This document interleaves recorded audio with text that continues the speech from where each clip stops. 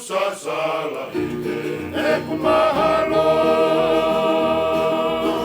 tupunga e pulau i Polynesia i Emilisino ai haatika me marikene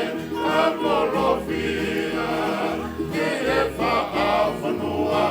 ai haasisa e mewai o ta fie e au foto ai a kalamonia ale o ave o kolo fama o la ke hao o tau kare ama o mueva pea ai ni siutata e wa inga i he utulongo a ai mo e kiwa i une malama tukinga pa umoe kiare umata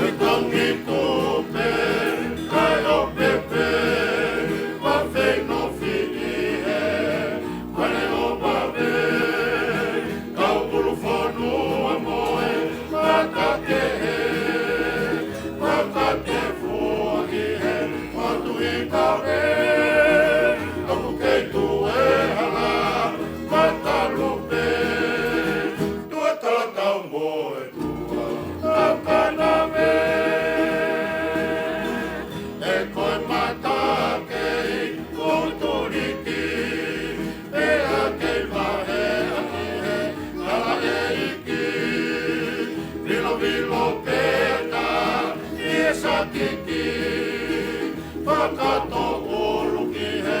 mai le whiri e taha peka koe poini koe foi huelo oi.